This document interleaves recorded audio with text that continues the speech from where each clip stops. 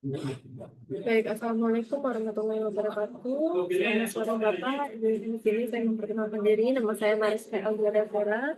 Saya akan mempresentasikan hasil saya terkait middle income trap dan bagaimana cara strategi pada pemerintah. Sebenarnya apa sih middle income trap itu? Itu adalah kondisi ketika suatu negara berhasil mencapai kategori pendapatan menengah, namun mengalami perlambatan pertumbuhan ekonomi sehingga tidak mampu menjadi negara maju. Ini adalah salah satu tantangan utama yang harus diatasi dalam mencapai visi misi Indonesia 2045 adalah middle income trap. Mengapa sih bisa terjadi middle income trap ini? Hal ini terjadi ketika negara ini gagal untuk melanjutkan transformasi ekonomi yang darinya berbasis industri rendah ke berbasis industri tinggi. Ini saya ambil dari sumber Kemenkeu Learning Center. Negara ini tidak mampu lagi menyediakan tenaga kerja yang murah, namun kemampuan inovasi, IT, dan produktivitas juga belum bisa bersaing dengan negara maju.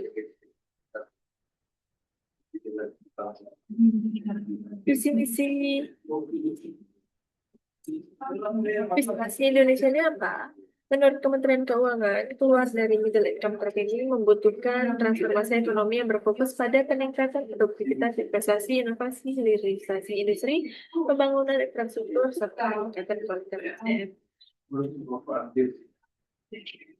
Nah, saran strategi pada pemerintah, menurut saya, tantangan terbesar Indonesia itu sebenarnya bukan lagi bagaimana keluar dari kemiskinan, tetapi bagaimana meningkatkan produktivitas nasional ini agar mampu bersaing dengan negara maju. Indonesia tidak bisa terus mengandalkan konsumsi domestik dan ekspor bahan mentah. Strategi ini kita mulai dari strategi kebijakan fiskal.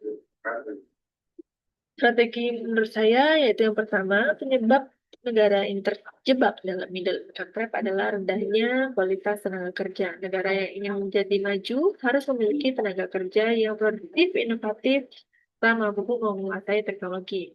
Saat ini sungguh banyak lulusan yang belum sesuai dengan kebutuhan dunia kerja. Akibatnya produktivitas tenaga kerja di Indonesia memang masih tertinggal dibandingkan negara maju.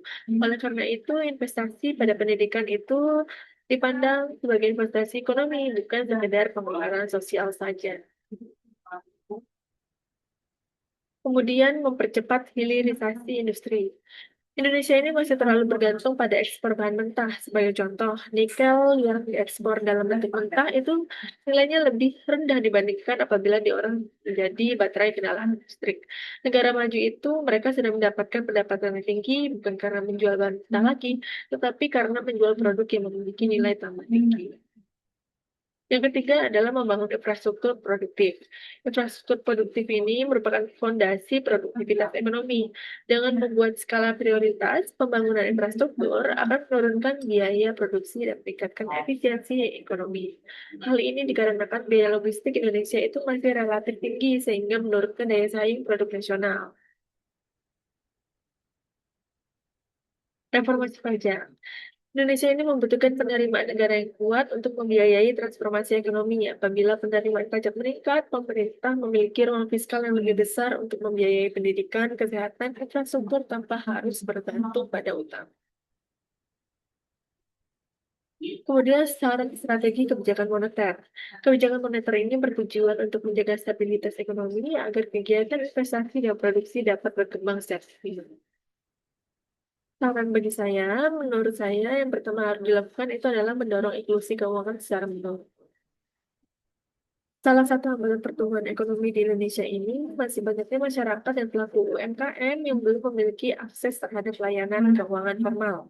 Akibatnya, banyak usaha potensial yang sulit berkembang karena keterbatasan modal. Ketika lebih banyak masyarakat itu memiliki akses terhadap tabungan, kredit, investasi, aktivitas ekonomi itu akan meningkat. Dana yang sebelumnya mungkin tidak dimanfaatkan, tidak produktif, dapat disalurkan menjadi investasi yang mendukung pertumbuhan ekonomi.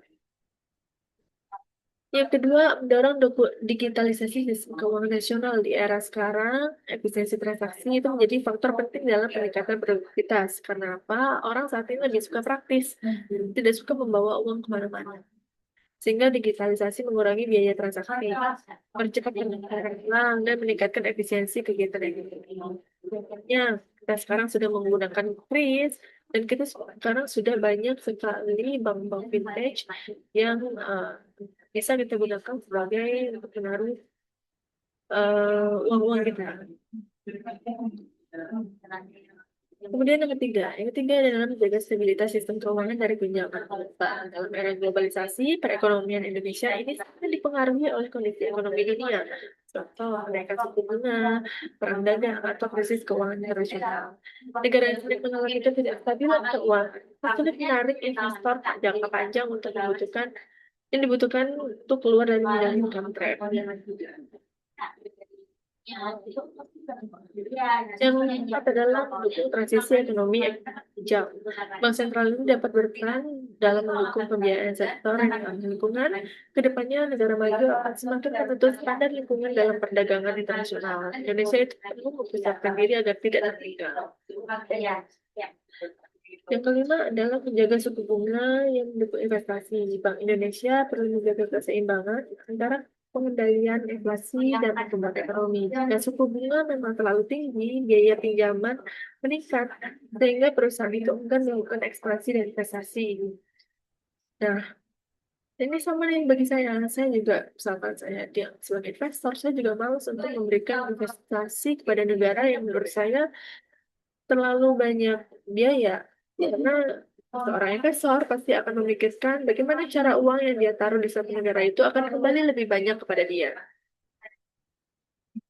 Kemudian yang terakhir, saran strategi kebijakan utang luar negeri. Kebijakan utang luar negeri yang tepat sebenarnya bukanlah menghindari utang sepenuhnya, melainkan memastikan bahwa setiap utang itu harus menjadi instrumen pembangunan yang menghasilkan manfaat ekonomi jangka panjang. Sehingga Indonesia ini mampu meningkatkan daya saing, mempercepat pertumbuhan ekonomi, dan keluar dari middle income trap menuju Indonesia Emas 2045. Cara strategi yang pertama adalah mengarahkan utang pada sektor yang meningkatkan produktivitas nasional. Salah satu kesalahan yang sering terjadi di negara berkembang adalah menggunakan utang untuk kebutuhan jangka pendek saja atau belanja yang tidak menghasilkan peningkatan kapasitas ekonomi. Agar bisa keluar dari income trap, maka kita harus mengurangi itu. Yang kedua adalah mengoptimalkan pinjaman yang disertai dengan transfer teknologi. Indonesia itu tidak hanya membutuhkan dana, tetapi juga membutuhkan teknologi dan keahlian. Oleh karena itu, utang luar negeri harus dimanfaatkan sebagai sarana untuk mempercepat penguasaan teknologi yang selama ini masih didominasi negara maju. Yang ketiga, mengurangi ketergantungan pada utang jangka pendek. Utang jangka pendek lebih rentan terhadap perubahan kondisi ekonomi global, seperti kenaikan suku bunga atau pelemahan nilai tukar. Sebaliknya, jika utang jangka panjang memberikan ruang bisa bagi pemerintah untuk mengelola. Yang keempat adalah menjaga rasio utang pada tingkat yang aman. Jumlah utang itu bukan satu-satunya masalah. Yang lebih penting adalah kemampuan negara mengelola dan membayar utang tersebut. Jika rasio utang terlalu tinggi, sebagian besar anggaran negara akan digunakan untuk membayar utang saja, sehingga ruang pembangunan menjadi terbatas. Yang kelima adalah mengombinasikan utang dengan investasi asing langsung. Utang itu sebaiknya tidak menjadi satu-satunya sumber pembiayaan pembangunan. Pemerintah perlu memanfaatkan utang untuk menciptakan iklim investasi yang menarik sehingga pembangunan dapat didukung oleh modal swasta domestik maupun asing. Baik, sekian dari saya, Bapak. Mohon koreksinya apabila ada kesalahan. Saya mohon maaf. Sekian, terima kasih dan semoga sehat selalu.